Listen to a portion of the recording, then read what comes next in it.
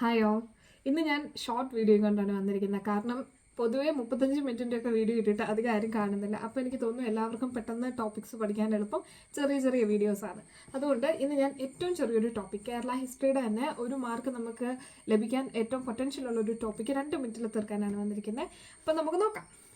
ഇന്ന് arrival of Europeans, Kerala ഹിസ്റ്ററിയുടെ നമ്മളിപ്പോൾ discuss ചെയ്യുന്ന ടോപ്പിക്കിലെ ഒരു പ്രധാനപ്പെട്ട ഭാഗം. അതായത് യൂറോപ്യൻസിനെ നമ്മൾ മലയാളികൾ, കേരളത്തിലുള്ളവർ എന്തൊക്കെ പേരുകളിലാണ് വിളിച്ചിരുന്നത്?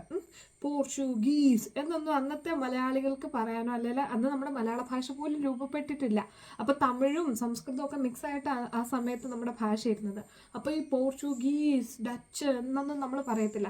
നമ്മൾ ആ പോർച്ചുഗീസ് എന്നുള്ള പേരിനെ മലയാളീകരിച്ച്, അതായത് അന്നത്തെ ഭാഷ ഏതാണോ, മലയാളം ഭാഷ ഏത് രൂപത്തിലാണോ വരുന്നത് ആ രൂപത്തിലേക്ക് നമ്മൾ പോർച്ചുഗീസ് എന്ന് പറയുന്ന വാക്കിനെ കൺവേർട്ട് ചെയ്യുക ചെയ്തത്. അപ്പം ഇതുപോലെ പോർച്ചുഗീസുകാർ, ഡച്ചുകാർ, ഫ്രഞ്ചുകാർ, ഡെൻമാർക്കുകാർ, ഇവരെയൊക്കെ നമ്മൾ എന്ത് വിളിച്ചു എന്നുള്ളതാണ് ഇന്നത്തെ വീഡിയോയിൽ നമ്മൾ പറയുന്നത്. ഓക്കെ, അപ്പം പോർച്ചുഗീസുകാരെ നമ്മൾ വിളിച്ചത് പറങ്കികൾ എന്നാണ്. ഇത് മാറിപ്പോകാതിരിക്കണമെങ്കിൽ നിങ്ങൾ ഉറുമി സിനിമ കണ്ടിട്ടുണ്ടെങ്കിൽ അതിൻ്റെ അകത്ത് പോർച്ചുഗീസുകാരെ അവർ പറങ്കികൾ എന്ന് തന്നെയാണ് അഭിസംബോധന ചെയ്യുന്നത്. ഓക്കെ, അപ്പോൾ പോർച്ചുഗീസുകാരെ അവരെന്താ വിളിച്ചത്? പറങ്കികൾ. അടുത്തത് ഫ്രഞ്ചുകാരെ പരന്ത്രീസുകൾ എന്നാണ് അവർ വിളിച്ചത്. എന്താണ്? പരന്ത്രീസുകാർ. ഓക്കെ, ഫ്രഞ്ച് ആ ഒരു പ്രൊനൗൺസിയേഷൻ ഉണ്ടെന്ന് വിചാരിക്കുക. പരന്ത്രീസുകാർ എന്നാണ് വിളിച്ചത്. പിന്നെ ലന്തക്കാർ എന്ന ഒരു വിഭാഗത്തെ അവർ വിളിച്ചിട്ടുണ്ട്. അത് ഡച്ചുകാരെയാണ്. ഡച്ചുകാരെ ലന്തക്കാർ എന്നാണ് വിളിച്ചത്. ഓക്കെ, അപ്പോൾ 3 പേരെ പഠിച്ചു നമ്മൾ. പറങ്കികളിന്ന് പോർച്ചുഗീസുകാരെയും, പരന്ത്രീസുകാർന്ന് ഫ്രഞ്ചുകാരെയും, ലന്തക്കാർന്ന് ഡച്ചുകാരെ അവർ വിളിച്ചിട്ടുണ്ട്. ഇനി അടുത്തത് ഡെൻമാർക്കുകാരെ എന്താണ് അവർ വിളിച്ചത്?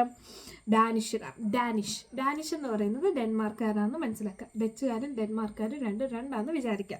പിന്നെ വെള്ളക്കാർ, ഷീമക്കാർ എന്നുള്ളത് ബ്രിട്ടീഷുകാരെയാണെന്ന് മനസ്സിലായല്ലോ. വെള്ളക്കാർ, ഷീമക്കാർ എന്നുള്ളൊരു വേർഡും കൂടെ ബ്രിട്ടീഷുകാരെ വിളിച്ചിട്ടുണ്ടെന്ന് മനസ്സിലാക്കുക.